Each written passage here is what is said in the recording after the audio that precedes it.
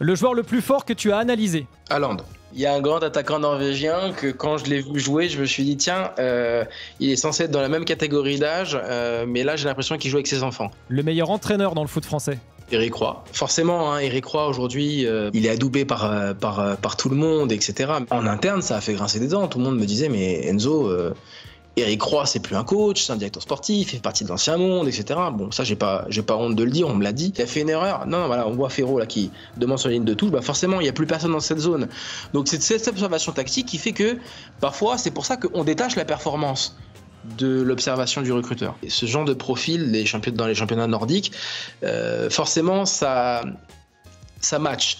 Parce qu'il y a le précédent Alexander Isak. Quand on montre ce genre de profil avec les vidéos qu'on avait faites, la comparaison a été faite à l'époque, elle est faite encore aujourd'hui avec Alexander Isak. On continue à parler avec toi, Enzo Djebali. Donc, on rappelle que tu es recruteur pour le Dallas Football Club. Avant d'entrer dans ton quotidien, j'aimerais que tu nous parles un petit peu, d'ailleurs c'est ce que tu dis dans ton livre, Recruteur, tout sur le métier le plus important et le plus méconnu du football. C'est chez Solar Édition d'ailleurs. Pourquoi recruter, c'est devenu le métier le plus important? Pourquoi c'est un enjeu central? C'est vrai que ça brasse désormais, on ne parle même pas de millions, de dizaines de millions, c'est plutôt même des milliards d'euros le marché des transferts aujourd'hui.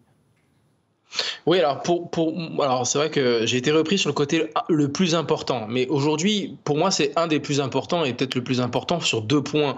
Le premier, c'est qu'effectivement, si vous vous trompez sur une erreur de recrutement, avec le système des indemnités de transfert, c'est ce qui coûte le plus cher pour un club. Une erreur de recrutement, c'est ce qui coûte le plus cher, c'est une erreur industrielle. Le deuxième point, c'est qu'à l'inverse, aujourd'hui, par rapport à ce qu'un recruteur coûte et un système de recrutement coûte dans un club, c'est là où vous pouvez faire le plus de marge. Ça veut dire le ratio coût et efficacité et apport dans un club, c'est le recrutement, c'est la plus grande plus-value exponentielle. Là, je parle côté business, mais au fait, quand on revient dans le football, dans le technique, quand on recrute bien, un club, ça grandit, un club, ça devient pérenne. Et pour le coup, c'est pour cela, pour moi, que un recrutement et le recruteur, c'est devenu aujourd'hui un enjeu central dans les clubs.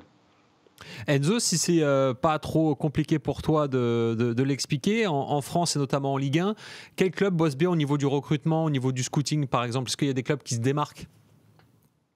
Bon, forcément, je vais militer pour Reims, donc parce que j'ai travaillé là-bas et je sais à quel point ça travaille dur, ça travaille bien. Les cellules de recrutement sont courtes là-bas, donc ce qui fait que les décisions peuvent être rapidement prises. Toulouse, en plus de la data, travaille bien. Strasbourg travaille très bien, alors même si ça a changé avec le côté Blueco, donc c'est un peu différent. Voilà. Moi, je parle de ce que je connais. Je sais que aussi à Lyon, il y a beaucoup de personnes dont je connais les méthodes qui ont été recrutées et qui travaillent extrêmement bien. Voilà, mais je peux pas parler des autres en disant les autres travaillent pas bien. Je parle de ce que je connais bien, et ces clubs-là, comme je sais comme ils travaillent, je sais que c'est très rigoureux et en fait, dans le recrutement aujourd'hui, vous bossez un peu et vous faites la différence. Et c'est un peu ça aujourd'hui que je voulais voir avec vous, c'est que vous avez un avantage compétitif très rapide lorsque vous mettez un vrai processus de recrutement, parce qu'aujourd'hui, le recrutement, c'est pas vu comme quelque chose où justement il faut une certaine rigueur, il faut un certain processus. Dès que vous avez un processus, dès que vous avez une vraie méthode où on se dit ok, on va faire comme ça et que c'est définitivement statué, c'est là où vous faites la différence. Et c'est quoi, Enzo, justement, bien travailler? Quand tu dis un club travaille bien, ça veut dire quoi, bien travailler dans le recrutement? C'est une bonne question. Bien travailler, c'est savoir qui fait quoi, à quel moment, et quand ça bouge, quand ça marche pas, quand ça marche moyennement, eh bien ça bouge pas. Même si dans la tempête, dans les résultats, ça va pas bien, on change pas tout. C'est pas à un moment donné le président qui décide que ça se passe différemment. C'est pas à un moment donné le coach qui décide différemment. C'est pas forcément le directeur sportif aussi. Faut pas non plus qui décide différemment. Il faut qu'il y ait un cap dans le qui fait quoi dans l'organigramme.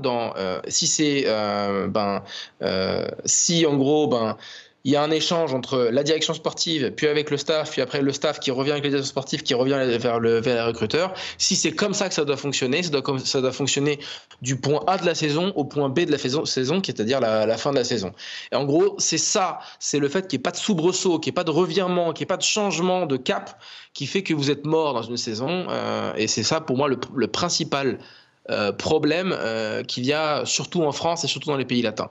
Enzo, tu viens d'évoquer les clubs qui travaillent bien, mais il y a aussi ceux qui travaillent pas bien, et je fais référence notamment à une vidéo de notre confrère Romain Molina qui a sorti une vidéo sur les dessous du mercato, et qui lui dit justement qu'il y a beaucoup de clubs français, notamment en Ligue 1, qui travaillent pas bien, et notamment parce qu'ils n'écoutent pas leurs recruteurs. La cellule de recrutement, elle est mise de côté, les rapports des recruteurs ne sont pas lus, ne sont pas étudiés. Et en fait, ce sont des petits arrangements entre amis, c'est très politique, c'est les agents, c'est tout ce business un petit peu de l'ombre qui prend le dessus, avec beaucoup d'argent qui est en jeu et donc beaucoup de commissions qui sont données à des tierces personnes. Est-ce que toi, dans ta carrière, justement, déjà, est-ce que tu partages ce sentiment ? Est-ce que ça existe réellement ? Et est-ce que toi, tu as déjà été confronté, par exemple, aussi à ce côté frustrant de voir que tes travaux n'étaient pas considérés à leur juste valeur? Oui, ça m'est déjà arrivé. Pas à Reims, mais ça m'est déjà arrivé. Et c'est très vrai, en fait. Alors, j'ai pas vu du tout les vidéos de Romain Molina, mais ce qui est très vrai, c'est que le problème, c'est qu'un recruteur, c'est pas un commercial. Donc quand il explique par A plus B des arguments qui sont footballistiques pour expliquer que le joueur serait bon pour le club, ben forcément c'est un peu barbant pour ceux qui vont décider, et parfois c'est donc tout en haut d'une hiérarchie, et donc forcément quand on écoute les agents ils ont des mots qui sont beaucoup plus agressifs, beaucoup plus commerciaux. Donc forcément là les arguments ils vont être beaucoup plus péchus, ils vont être plus en mode tu prends ce joueur, tu vas faire une culbute à x30 parce que c'est tel joueur. Ces genres de mots en fait qui sonnent, qui résonnent dans les oreilles des décideurs, et qui parfois fait que c'est contre-productif. Alors qu'au final, les recruteurs, ils sont pas forcément les meilleurs vendeurs, mais si on les écoute, ils vont coûter beaucoup moins cher à un club. Et c'est souvent pour cette raison, alors je cite personne, je vois personne non plus, mais c'est souvent pour cette raison que le recrutement, en termes de salaire dans un club, de masse salariale et de transfert, c'est souvent pour cette raison que ça coûte trop cher. C'est parce qu'on n'écoute pas forcément les personnes qu'il faut écouter. Alors, c'est pas forcément que les recruteurs, hein. Ça peut être aussi le staff quand il va édicter un besoin. Quand il va dire j'ai besoin d'un latéral gauche, si on écoute un peu les personnes qu'il faut pas écouter, et que en gros il faut placer un dev central, et on va recruter un dev central, et du coup on va avoir un effectif qui est bancal dans sa construction. Donc c'est pas forcément que l'apanage du recruteur, mais en tous les cas le recruteur, lui, il va avoir conscience beaucoup pour le club, beaucoup plus que ce que l'on croit en France, à ce que les économies soient saines. Et c'est un peu, oui, la frustration que j'ai beaucoup subie lors de mes différents passages. Enzo, question de Brian sur le chat, parce que je rappelle qu'on est en direct sur la chaîne Twitch de RMC Sport. Combien ça coûte et combien ça gagne un recruteur? Combien ça coûte à un club et combien ça gagne? Alors, si vous voulez faire de l'argent dans le football, faites pas recruteur. Je vais le dire tout de suite. Alors, la seule étude qu'on a sur le sujet, c'est une étude du Daily Mail. Voilà, c'est très bien. Donc, quand on voit un peu la différence, donc ça c'est en Championship, le ratio il est de 23 entre le responsable de recrutement et le joueur. Donc j'ai fait le calcul à peu près. Ça veut dire que si la moyenne de salaire dans un club est de 100 000 euros mensuels, le responsable de recrutement, donc on ne parle pas du recruteur, donc on parle de celui qui coordonne le recrutement, il est d'à peu près 5 000 euros par mois brut mensuel. Donc ça veut dire que voilà, les clubs qui payent très très bien en Ligue 1, 5 000 euros par mois, c'est pratiquement le maximum que vous avez en Ligue 1 lorsque vous êtes responsable de recrutement. Donc imaginez lorsque vous êtes dans des clubs un peu plus avec des masses salariales beaucoup plus modestes, bah, vous faites le même ratio de 20. Si on gagne 50 000 euros par mois en moyenne, un responsable de recrutement va gagner entre 2 500 et 3 000 euros brut mensuels. Oui, c'est à peu près les chiffres qu'il y a en Ligue 1. Donc c'est un ratio qui colle à peu près à la réalité d'après ce que je sais. Enzo, on parle souvent de la formation à la française, du football français qui se porte très bien et qui est très apprécié dans toute l'Europe et dans le monde entier. Est-ce qu'au niveau des recruteurs français, il y a aussi une marque de fabrique ou un talent reconnu par rapport aux autres recruteurs ? Pas tant que ça. Ça devrait l'être parce que aujourd'hui, on a beaucoup d'éducateurs. Alors surtout, c'est justement pour moi le vrai terreau de compétences dans le recrutement en France, c'est justement les recruteurs dans les centres de formation. Parce que c'est souvent des anciens éducateurs. Je pense justement à mes confrères Gérard Bonneau, Vincent Cabin, qui sont des anciens éducateurs, qui ont un œil vraiment très acéré sur la projection de ce qui va faire de ces joueurs des joueurs qui vont vite progresser, et donc au final des joueurs qui vont s'adapter dans les championnats les plus intenses parce qu'ils ont un canevas de qualité, un socle de qualité qui vont vraiment être bien vendus. Et ça, là-dessus, on a beaucoup de talent en France. Je pense que le problème des recruteurs français aujourd'hui, c'est que justement, ces anciens éducateurs qui ont vraiment une connaissance football, parfois c'est la barrière de la langue. C'est un peu ce qui va empêcher de bien les promouvoir, parce qu'il y en a des recruteurs qui travaillent à l'étranger. Je pense à mon confrère Romain Poirot, Nicolas Abras. Il y a beaucoup de recruteurs qui travaillent à l'étranger. Donc dès qu'il y a une connaissance française, parce que on peut pas remplacer quelqu'un qui est français, qui connaît les éducateurs français, la culture française. On peut pas remplacer quelqu'un qui a la nationalité. C'est pas valable que pour la France. C'est valable aussi pour toutes les nationalités. Avoir la culture du pays, c'est encore plus important que de parler aussi la langue. Et donc c'est ça qu'il faut voir. C'est qu'aujourd'hui, je pense que la compétence en termes de recrutement, elle s'exporte pas assez parce qu'il y a pour le recrutement, je parle parce qu'il parfois il y a la barrière de la langue. Enzo, je poursuis la question tout à l'heure de Loïc. À quel point ça peut être frustrant d'être recruteur quand on ne lit pas tes rapports? Et est-ce que tu as un exemple à nous donner sur un joueur en particulier sur lequel tu avais la rage parce qu'on ne t'avait pas écouté?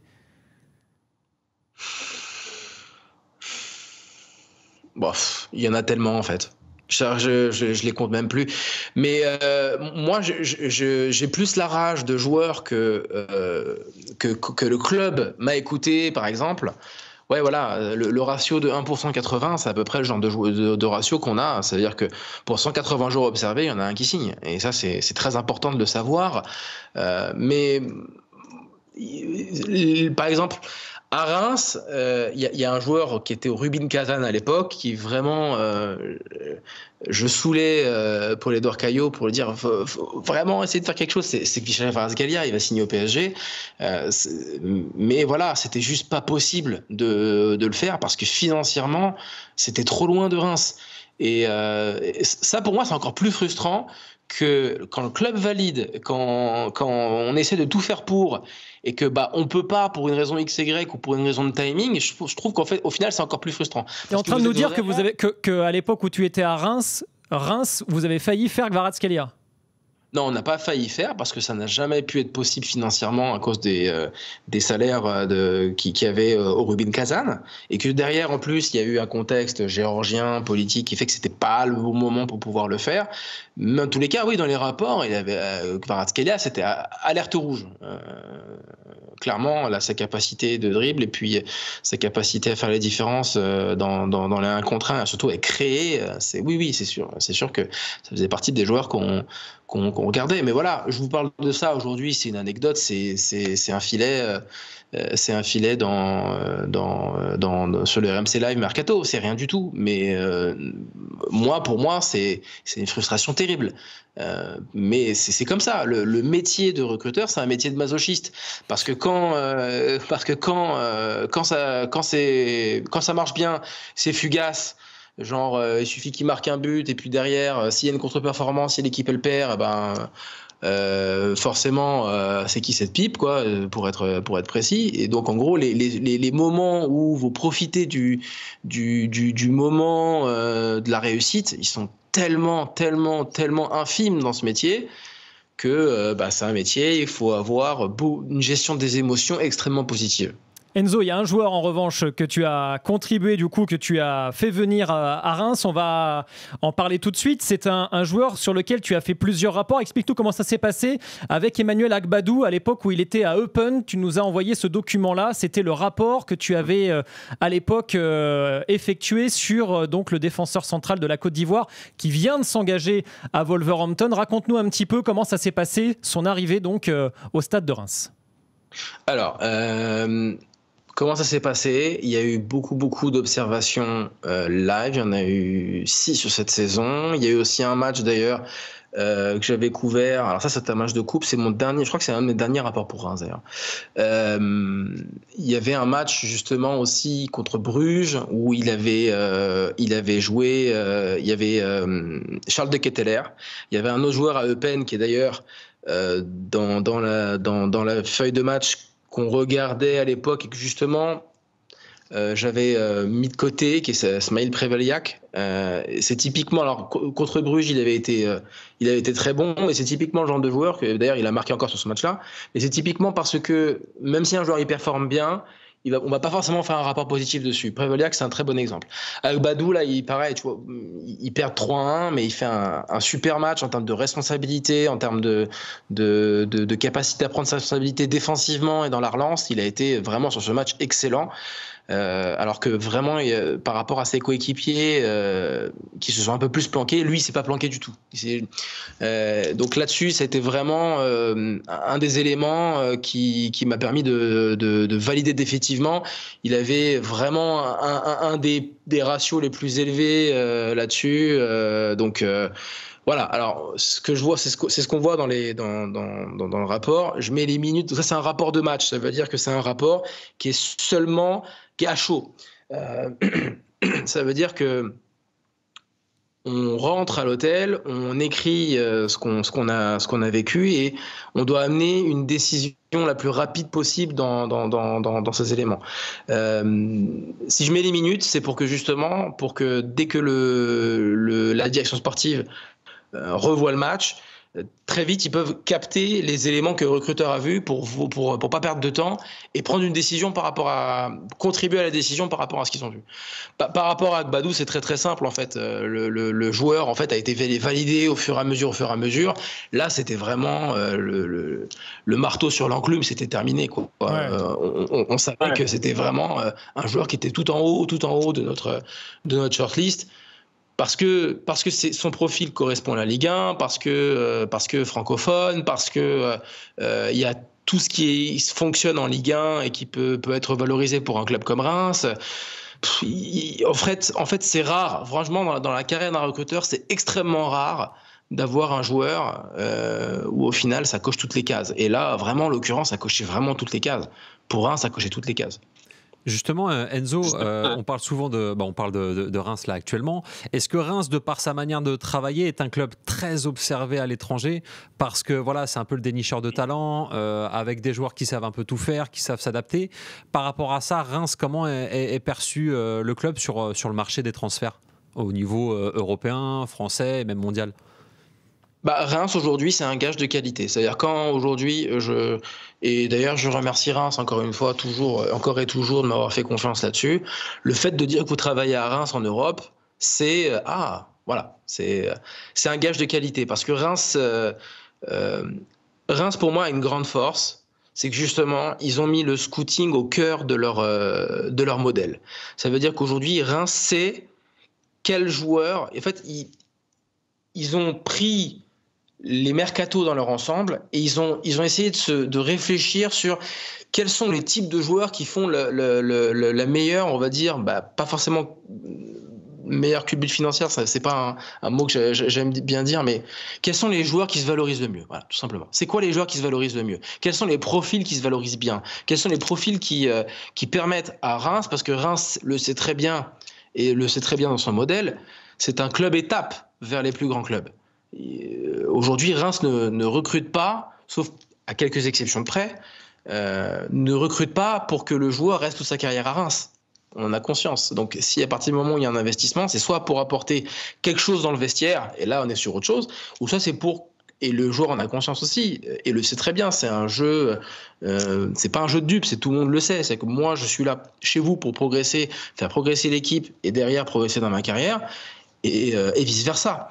Reims a pour moi cette capacité aujourd'hui rare, très rare dans les 5 grands championnats, il y a très peu de clubs qui l'ont, à savoir avoir un peu les clés de qu'est-ce qui fonctionne à tel poste, qu'est-ce qui se vend bien, qu'est-ce qui se regarde chez les scouts, qu'est-ce qui fait qu'il y a des rapports positifs, qu'est-ce qui déclenche l'étincelle quand un scout regarde le joueur et se dit « Ah, c'est exactement ce qu'il nous faut, c'est exactement ce qu'on cherche ». Il y a des récurrences dans les recherches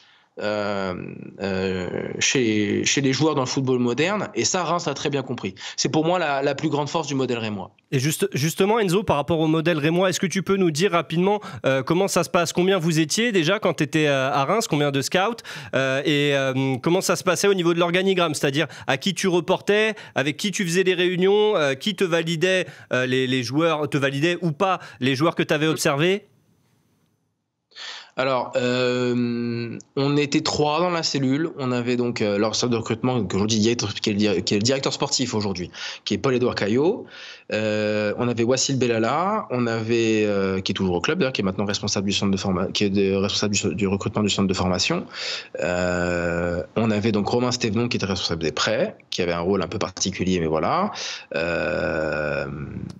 On avait Yacouba aussi, qui est aussi au centre de formation. Et après, on avait aussi parfois des réunions de recrutement avec Mathieu Lacour, qu'on voit très bien, pour vraiment faire un point très complet sur les situations de qu'est-ce qu'on a vu, qu'est-ce qui est intéressant, etc. Il y avait à peu près entre 2 et 3 réunions hebdomadaires de recrutement à Reims, ce qui est énorme en termes de... dans tous les clubs, c'est pas autant, voilà. Et donc, c'est beaucoup de communication. Et c'est ce que je disais, c'est que c'est une cellule très courte. Donc l'information à Reims, elle circule très vite. Quand il y a un joueur qui tape dans l'œil et pour lequel il faut agir vite. Quand il y a une réunion avec le directeur général, forcément, ça va beaucoup plus vite. Si derrière c'est validé, si derrière il y a les contacts avec les agents, derrière c'est tout de suite on appuie sur le bouton. Et c'est cette réactivité qui fait que aussi ça va beaucoup plus vite. Je pense par exemple, quand je parlais tout à l'heure justement de réactivité par rapport aussi à la compréhension des profils. Jens Cajuste, quand il vient au stade de Reims, il y a quelques problèmes, ça veut dire qu'il y a eu quelques blessures, il y a eu quelques performances en creux. Malgré tout, Jens Cajuste, c'est un des plus gros investissements pour le stade de Reims, mais c'est aussi une des meilleures ventes. Parce qu'encore une fois, ces discussions-là que les recruteurs ont avec la direction sportive, c'est exactement ce genre de discussions qui font que le dossier il est exécuté. C'est-à-dire que pourquoi on signe Jens Cajuste? Parce qu'on se dit... même si ça se passe moyennement, c'est un profil qui va être recherché par toute la Première Ligue. C'est un profil qui va être recherché par toute la Bundesliga. Parce que c'est exactement ce genre de pattern de joueurs, de récurrence de joueurs qui vont être observés. Voilà. Et puis derrière, il signe à Naples.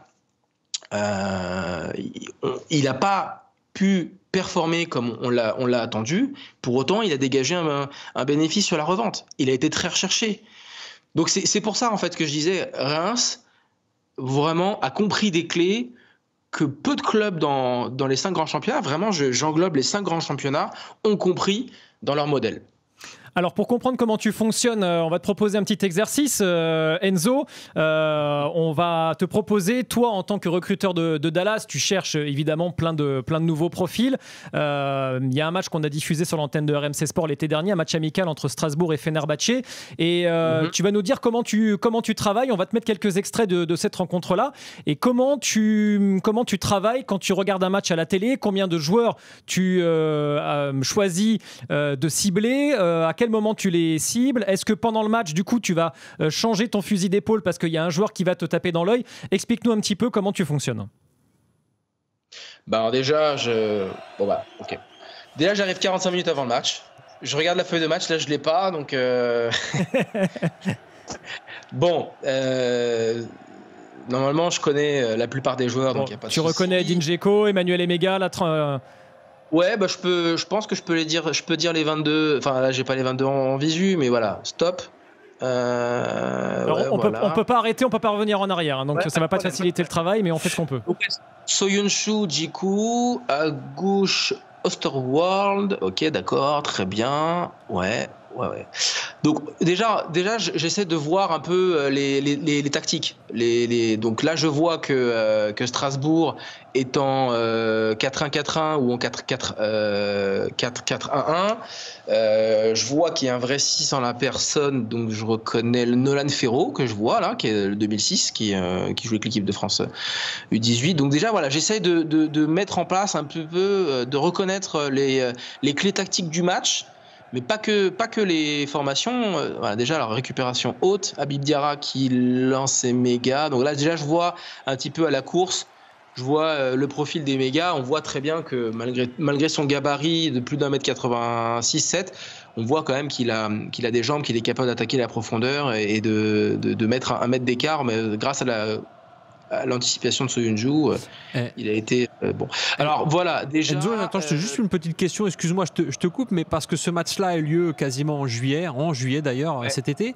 Du coup, j'imagine que c'est parfois plus compliqué de se faire un avis sur un joueur quand il est en reprise de championnat ou pas forcément, parce que là, typiquement, les joueurs ils sont pas à 100%. Comment tu te fais pour faire un avis sur des joueurs qui sont justement en train de se réadapter athlétiquement? Il y a pas que ça, il y a aussi justement voir l'animation. Là, je vois que Strasbourg est en bloc médian, mais que sans ballon, c'est bloc médian. Mais donc je vois un petit peu l'animation globale. C'est bloc médian, mais le bloc est pas si compact que ça. Donc j'essaie d'analyser un petit peu les problèmes qu'il va y avoir dans cette équipe pour essayer de remettre dans un contexte tactique et technique chaque joueur. Donc je vois que Wotro est lié, donc c'est pas son poste en plus. Donc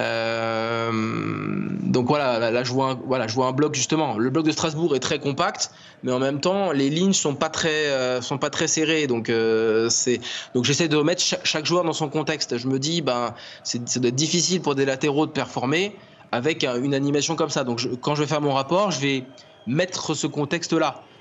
Pour dire voilà, il a pas été aidé par l'animation offensive. Là, je vois par exemple la relance avec ballon de Strasbourg. Il y a que Ferro qui peut décrocher. Diarra est obligé de décrocher. Donc là, je vois que pour les ailiers, c'est difficile il y a qu'une seule solution, c'est de décrocher à l'intérieur. Voilà, Wotro l'a pas fait effectivement. Et comment tu vis ton match, Enzo? Est-ce que tu es en train de discuter avec d'autres recruteurs qui sont assis à côté de toi, ou est-ce que t'as vraiment les œillères, tu peux pas parler avec quelqu'un pendant la rencontre? Non, j'essaie de pas trop. Non, pendant la rencontre, je parle pas.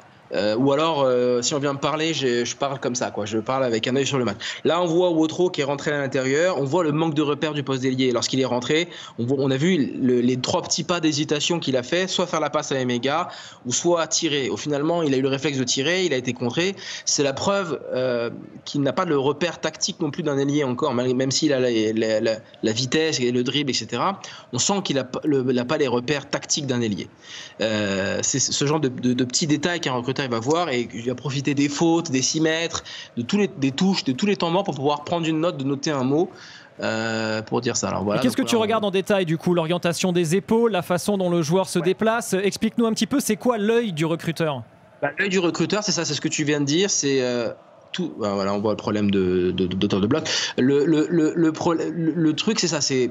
Là, j'ai parlé il y a 5 facteurs de performance. Il y a le critère physique, le critère tactique, le critère technique et le critère mental et cognitif, de prendre la prise d'information. Là, justement, sur Wotro, ce que j'ai fait, c'est que par rapport à une observation physique, par les petits pas, donc la proprioception, la réaction, j'ai fait une observation mentale et tactique du joueur. Ça veut dire que j'ai vu que les petits pas, il était surpris techniquement, donc du coup, il manquait de repères tactiques et techniques sur le poste d'ailier. Voilà, c'est exactement ce que je vais faire pendant le match. Je vais dire, voilà, petit pas de surprise parce que manque de repères sur le poste d'ailier. Et par rapport à toute l'observation globale, voilà ce que je vais faire. Il faut dire aussi que alors là, problème, donc Sébastien. qui peut pas. Attention, Szymanski. Voilà, c'est exactement ma but. Là, justement, c'est typiquement ce que je vais faire. Là, il y a une observation tactique. L'observation tactique va servir le propos technique. Là, Sébastien, il fait une erreur. Mais Sébastien, il fait une erreur qui est contextuelle, sachant qu'il n'y avait que Nolan Ferro et que Nolan Ferro vient en soutien derrière pour Sébastien et que Sébastien ne lui donne pas la balle. Je ne vais pas charger Ferro parce que même s'il a déserté la zone, Szymanski il attaque cette zone qui est devenue libre à cause de Ferro, mais je ne vais pas dire il a fait une erreur. Non, voilà, on voit Ferro là qui demande sur la ligne de touche, forcément il n'y a plus personne dans cette zone. Donc c'est cette observation tactique qui fait que parfois c'est pour ça qu'on détache la performance de l'observation du recruteur. Là en l'occurrence aussi il faut dire quelque chose d'important. Je vais pas voir tous les joueurs parce que si je travaille pour Dallas, je vais pas essayer d'aller sur je sais pas moi par exemple Tadic par exemple parce que je sais qu'il va rester là-bas ou le salaire est trop élevé, etc. Je vais pas rester sur Emega parce que c'est beaucoup trop cher et que son projet de carrière c'est pas la MLS, etc. C'est-à-dire qu'il y a des joueurs, je vais les mettre dans un contexte mais je vais pas m'attarder dessus. Par contre, les joueurs comme Ferro, comme Jérémy Sébastien, comme Wotro, qui sont des 2005, des 2006, etc. Là, je vais m'appesantir dessus parce que justement, c'est des joueurs que Dallas peut faire, peut essayer d'attaquer, d'essayer d'appeler l'agent, d'essayer de signer. Voilà, ça, là, oui, je vais forcément m'appesantir plus sur ces joueurs-là. Et comment je fais ? Voilà, c'est tout ce que j'ai dit. Mettre les choses dans un contexte global, tactique, physique, d'intensité, etc., pour essayer de prendre ce match, essayer de le transposer à la réalité tactique, d'intensité de la MLS, de notre effectif. Et c'est toute la problématique d'un recruteur. Il est dans la dualité complète. Ça veut dire que derrière, en miroir, il a comment joue son équipe, quelles sont les recherches. En même temps, il doit voir le match pour essayer de lier l'intensité, etc., les préceptes tactiques. Et donc, il est tout le temps dans cet aller-retour constant entre qu'est-ce qu'on doit chercher, qu'est-ce qu'on cherche, comment on joue, comment le coach veut jouer et comment le match est en train d'être joué. Enzo, excuse-moi, je te coupe parce que j'ai encore beaucoup de questions à te poser quand tu racontes ce genre d'éléments. Est-ce que quand tu observes, par exemple, un joueur, ou en tout cas une équipe, les joueurs savent que tu es là ? Parce que j'imagine que s'il y a un joueur qui sait qu'il y a un recruteur, peut-être qu'il va vouloir se montrer un petit peu plus ou faire en sorte de se montrer sous son meilleur jour. Le club sait, mais pas forcément le joueur. Le club sait, ça c'est sûr. C'est rare que je communique par exemple à un agent, c'est rare que je lui dise que je suis en train de le regarder. C'est très rare parce que je sais que ça peut être contre-productif pour plein de raisons. Parce que déjà, ça peut m'exposer sur une future négociation. Si je dis que je vais observer le joueur sur le terrain, l'agent sait que je m'intéresse à lui, qu'il est dans la shortlist du club, et donc forcément, les négociations, on n'est pas en position de force, donc ce serait bête. Donc par contre, les clubs, entre eux, savent. Parce qu'ils ont tout intérêt pour des raisons de bon échange, d'accord, de bons procédés. Les clubs ont tout intérêt à ce que les recruteurs aillent chacun dans les clubs. Donc les clubs savent. Et est-ce que par exemple, quand tu observes un joueur, des fois le hors ballon, parce que j'imagine que tu vas regarder son placement, que tu vas regarder ses courses avec et sans ballon, mais est-ce que son comportement, typiquement quand son équipe prend un but, tu vas regarder plus précisément à ce moment-là? Parce que tu sais, parfois on parlait du langage corporel de certains joueurs de foot, où ils disaient il lève les bras. On a souvent parlé de Cherki, de Lacazette. Est-ce que ça, c'est un indicateur pour toi ou pas forcément ? Ah oui, moi, les signaux non-verbaux, c'est un des premiers éléments que je regarde dans ma grille d'observation parce que le facteur mental de performance est très important. Alors parfois, ça peut être aussi un penchant positif, de lever les bras, etc. Et encore une fois, tout est un contexte. Et puis, même si on a lu des études scientifiques et qu'on est vraiment très attentif là-dessus, on n'est pas non plus des psychiatres ou des psychologues. Faut pas non plus rentrer dans la psychologie de comptoir. Par contre, effectivement, les signaux non-verbaux, c'est plus plus que les buts, parce que les buts, c'est une intense frustration pour les joueurs. C'est plus la réaction à une passe ratée de son coéquipier. Si le pourrit le joueur, alors parfois c'est valable techniquement de le pourrir parce qu'il y a vraiment une passe évidente à faire, mais s'il le pourrit alors que c'est forcément pas évident et que le jeu n'est pas forcément bon de lui passer, oui, tu te poses des questions, tu vas observer. Et sincèrement, le jeu sans ballon, l'observation sans ballon, ça représente à peu près 95% de l'observation du recruteur. Parce que tout simplement, il n'y a que entre 2 et 5% du temps où le joueur va toucher le ballon. Donc le jeu sans ballon, oui, c'est 95% du moment où je vais observer le joueur. Enzo, est-ce qu'il y a un joueur qui t'a tapé dans l'œil tout de suite quand tu l'as vu pour la première fois? Est-ce qu'il y a un joueur comme ça, je sais pas, un grand attaquant norvégien par exemple? Oui, il y a un grand attaquant norvégien que quand je l'ai vu jouer, je me suis dit tiens, il est censé être dans la même catégorie d'âge, mais là j'ai l'impression qu'il joue avec ses enfants. Oui, Erling Haaland, c'est effectivement, j'en parle dans le bouquin, c'est très vite. Voilà. Là, voilà, justement, on le voit avec l'équipe de Norvège, très très jeune, mais très très vite en fait, Erling Haaland, pardon. On avait un espoir de le faire avec Reims, mais très vite on voit qu'il y a zéro espoir. Alors sur ce match en plus, il met un onuplé. Il met 9 buts en Coupe du Monde U20 contre le Honduras. Il les éparpille façon puzzle mais surtout en fait c'est le côté clinique en fait. Toutes les courses en profondeur, il n'y avait pas un mètre de gâché en fait. Pas un mètre de gâché sur les courses en profondeur, pas un mètre de gâché sur les courses de combinaison, pas un mètre de gâché. C'est le côté vraiment, je comprends le surnom de cyborg à ce moment-là, quoi. Alors qui viendra plus tard, hein, mais ça veut dire, je vois le joueur, je me dis mais il y a zéro déchet, pas forcément dans le jeu technique, hein, mais dans les courses, il y a zéro déchet. C'est ça qui est impressionnant. Moi, c'est ça qui m'a impressionné avec Erling Haaland. Oui. Excuse-moi, je te coupe encore, mais parce que tu viens de dire un truc Arrête intéressant. de t'excuser, Rémi. Non, mais parce que c'est pas poli de couper la parole, c'est pour ça. Oui, mais tu disais que tu savais très vite que ça pourrait pas se faire avec Haaland, pour des raisons financières ou parce qu'il était déjà scouté par la terre entière?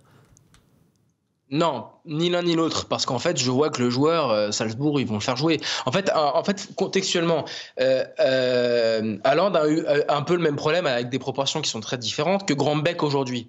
Il vient de Molde, il fait une saison pleine, et donc il arrive encore une fois à Salzbourg où il fait une demi-saison, il a des blessures et tout, etc. Donc forcément, il fait une saison où il est un peu cuit physiquement. Donc moi, nous on se dit pourquoi pas, même si on se dit ça va être quasiment impossible, le 1% de chance qui fait que c'est possible, pourquoi pas, on va observer. Et puis surtout sur ce match-là, il y avait vraiment beaucoup de joueurs, une génération norvégienne qui est très intéressante. Je vais pas dire les noms parce que je veux pas exposer Reims, mais voilà, il y avait extraordinairement beaucoup de joueurs observés. Mais en fait très vite tu comprends que c'est impossible parce que tu sais que l'été suivant, tu sais qu'il va jouer tous les matchs, tu sais que ça va être impossible, c'est pas possible, le joueur il va tout casser, c'est évident en fait, parce que il y a trop de choses dans le football moderne qui fait que ce joueur va tout casser. Et d'ailleurs à Salzbourg il va vraiment tout casser parce que et ce côté j'ai l'impression qu'il joue avec des gosses.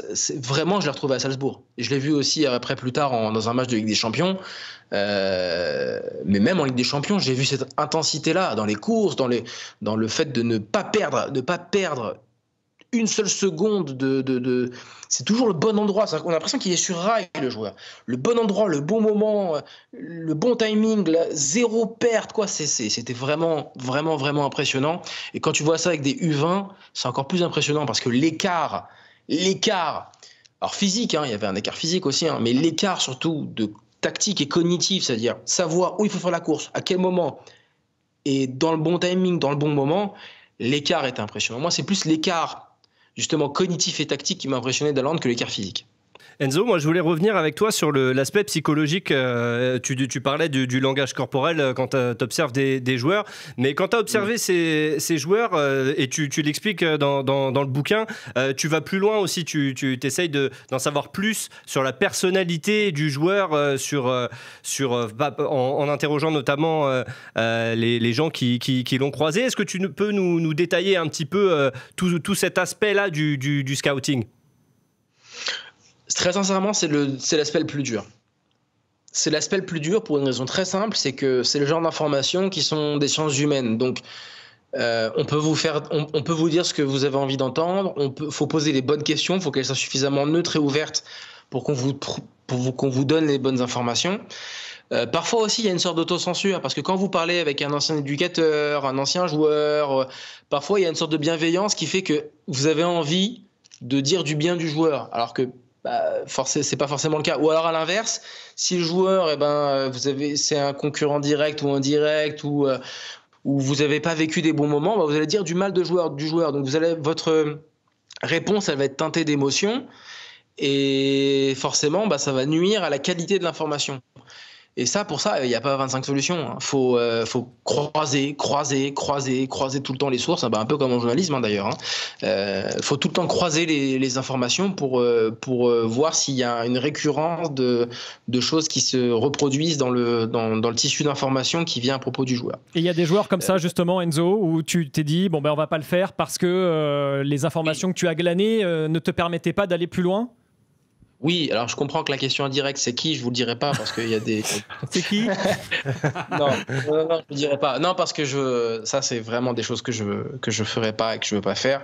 Mais oui, il y a des joueurs que forcément, en fait, dès que tu creuses, non, c'est terminé. En fait, et parfois c'est des joueurs que techniquement, même sur le terrain, tu ne vois pas que le joueur, dans les signaux non-verbaux, c'est très positif. C'est pour ça que je disais, attention à pas être des psychologues de comptoir quand on a les signaux non-verbaux. Et parfois, on a des signaux non-verbaux négatifs. Et quand on se renseigne sur le joueur, non, on a des facteurs mentaux extrêmement positifs. Ok. Non, mais pas de souci. Tu donnes pas de nom, il n'y a pas de problème. On respecte ça. T'inquiète, Enzo. Enzo, est-ce que tu peux nous parler de Hugo Ekitike, qui était à Reims aussi, qui est monté dans les différentes équipes, mais surtout que vous avez prêté un moment au Danemark, à Vejle, c'est ça ? Comment se fait le choix de le prêter ? Pourquoi là-bas ? Comment ça se passe ? Et comment vous le retrouvez quand il revient ? Parce que c'est là où il va éclater finalement, et ensuite signé au PSG et maintenant à Francfort. Alors Hugo, il fait une excellente saison avec le Pro 2, donc avec la réserve du Stade de Reims. Il fait une excellente demi-saison avec la Pro 2. C'est le meilleur buteur de l'équipe réserve. Et surtout, il a un profil en fait qu'on comprend très vite, qu'il a un profil très original. Il a un profil de justement grand, effilé, mais très à l'aise techniquement, vitesse d'exécution, bon finisseur. Donc tout ça, on se dit il y a quelque chose qui fait que il va perdre du temps en restant chez nous. Donc, Vejle, comment ça se passe ? C'est ce que je dis dans la série, il y avait Romain Stévenon, et donc j'en profite pour lui rendre hommage. Et son carnet d'adresses fait qu'il l'a proposé dans beaucoup de championnats comme ça, où ce genre de profil, dans les championnats nordiques, forcément, ça match. Parce qu'il y a le précédent Alexander Isak qui était à Solna, qui est formé à Solna, à l'AIK Solna.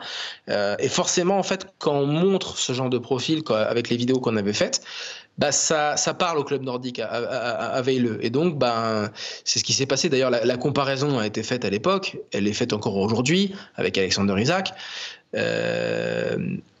C'était très dur au début pour Hugo, parce que Vejle, c'est très calme, il n'y a pas grand chose à faire. Le Danemark, c'est aussi une culture particulière. Mais après sa période d'adaptation d'environ 2 mois, il est revenu extrêmement déterminé. Il est revenu avec un bagage de capacité, de détermination à vraiment extrêmement élevé. Et quand il est revenu en prépa, il est revenu avec un visage en fait extrêmement je sais que dans n'importe quel contexte, je vais pouvoir être au-dessus. Et c'est ça en fait qui m'a impressionné chez Hugo. Alors, il a aussi saisi un contexte, parce que quand il arrive en prépa, théoriquement dans la hiérarchie, il était le 3e attaquant. Il y avait Kaïsi Reus et il y avait El Bilal Touré. Et très vite, en fait, c'est pas le 3e, en fait. C'est très vite le 1er, parce que El Bilal a eu un contexte à l'intérieur du club. C'est un secret de polichinelle, tout le monde en a parlé dans la presse à l'époque. Kaïsi Reus était blessé, donc c'était délicat. La place, il l'a prise. Et dans le football, c'est comme ça que ça se passe. Il faut la prendre, la place. Et Et il l'a pris avec beaucoup de détermination. Et je pense que sans l'expérience à Vejle, où justement Hugo, c'est un gars de Cormontreuil, donc c'est quelqu'un qui était toujours resté dans son cocon rémois. Là, le fait d'avoir une expérience internationale vraiment dans un contexte très différent de Reims, même si Vejle a le même maillot, ça n'a rien à voir en fait. Ça n'a rien à voir. Et il est revenu avec une détermination, un peu le visage qui disait « Ok, maintenant, je sais comment faire ». Et ça n'a pas loupé en fait. Hugo, en plus de ça, il a une attitude qui est très positive. Hugo, il venait souvent parler pour dis-moi des joueurs que tu as déjà vus, qui sont intéressants, que je peux essayer de copier pour être meilleur, etc. Donc en plus de ça, Hugo, il a une faim il a une soif d'être meilleur qui est exceptionnelle. Et c'est pour ça que mentalement, tu vois très vite qu'il a de très très hautes capacités pour performer au plus haut niveau. Ouais, il avait cette curiosité-là. Enzo, dans ta carrière, tu as également touché à la direction sportive d'un club, puisque tu as été en charge du recrutement également au club de Versailles. Et donc là, du coup, dans ton métier, qu'est-ce que ça changeait ? On te demandait plus forcément de recruter que des joueurs, mais aussi des entraîneurs, j'imagine. Est-ce que tu peux nous raconter cette expérience-là à Versailles ? Et est-ce que tu avais fait signer un entraîneur ? Comment ça s'était passé à l'époque ? Oui, alors j'arrive à Versailles dans un contexte un peu particulier, un peu tendu. Après donc après la mise à pied de Youssef Chibi, déjà dès que j'arrive, faut choisir un coach. Et donc très vite, faut shortlister des coachs.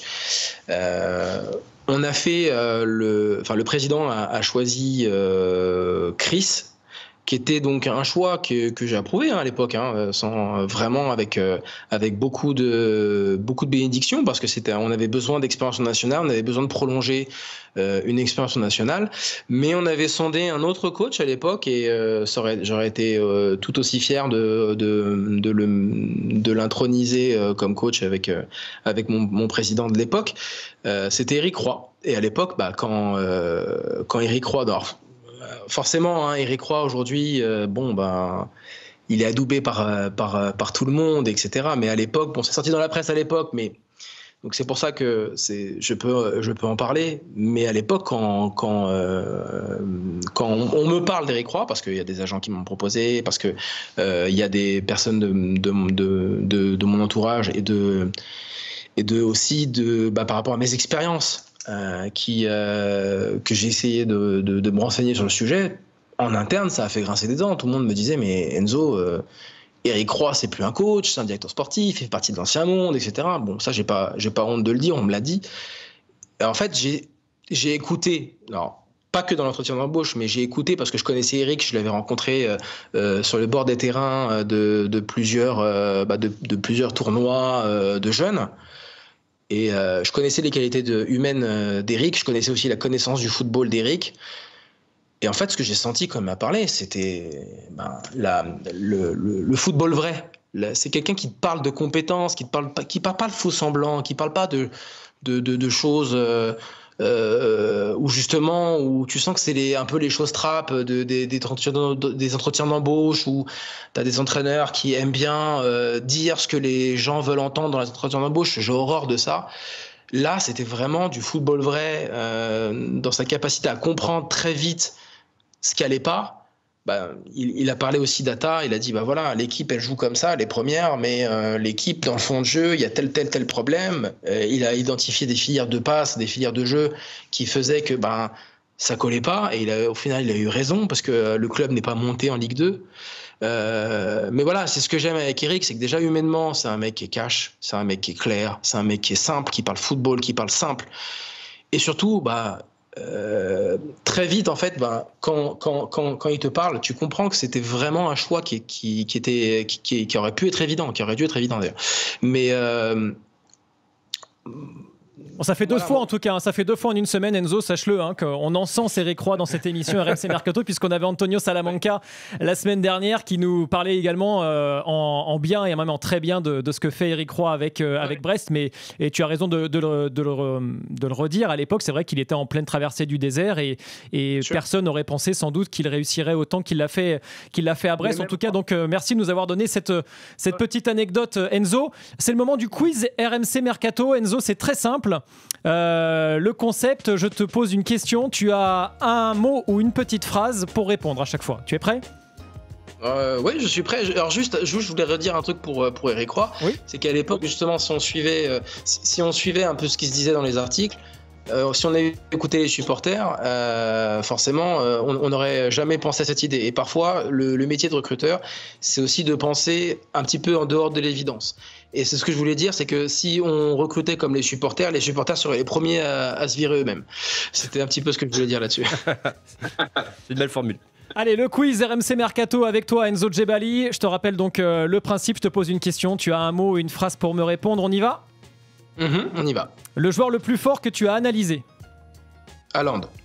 Le joueur le plus fort que tu as recruté ?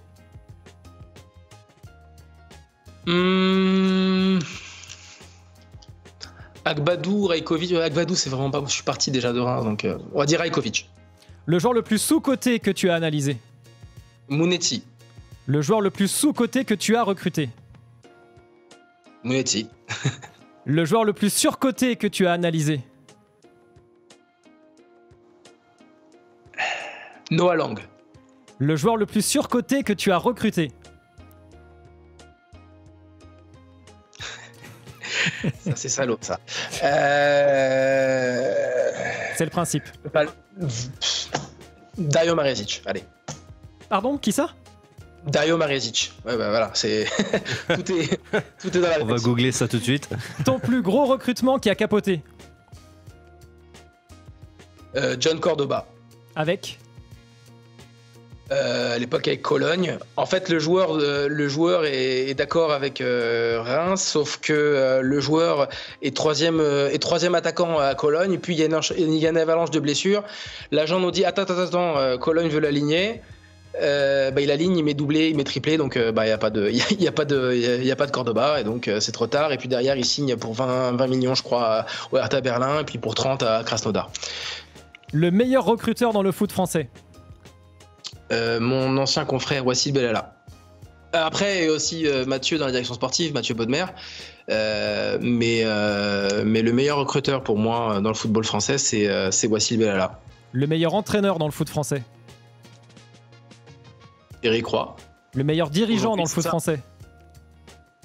Mathieu Bodmer. Merci Enzo d'être venu dans RMC Mercato. Attends Enzo, regarde l'écran qui va bientôt apparaître. Est-ce que c'est ce jeune homme que tu as trouvé moins fringant que ce que tu imaginais ? Oui. Ah, bah, merci pour la réponse. Il est où d'ailleurs ? Il est à Istra maintenant, c'est ça ? Ouais. Première division croate. Bon. Défenseur. Ok.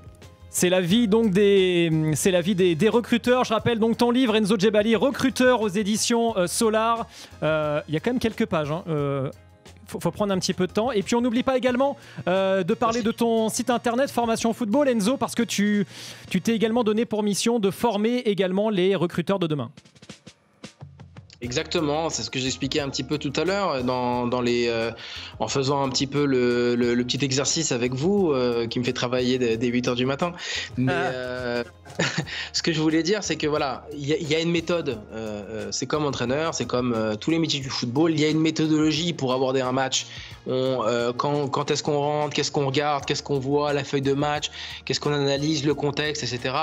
Voilà, il y a une méthodologie. C'est pas un métier où il y a juste l'œil, où il y a juste genre je connais le foot moi, ou je sais qui est bon, je sais qui est mauvais. Non, c'est pas ça. Et donc, comme il y a une méthodologie, il y a une méthode, il y a une façon de faire, il y a quelques procédés, eh bien, ça mérite une formation. Et d'ailleurs, je pense qu'aujourd'hui, la Fédération française de football qui fait des licences d'agents, pour moi, doit faire des licences de recruteurs aussi. C'est un sujet qui doit être pris à bras-le-corps pour amener encore plus de compétences dans le football. En Angleterre, ça existe déjà de manière privée.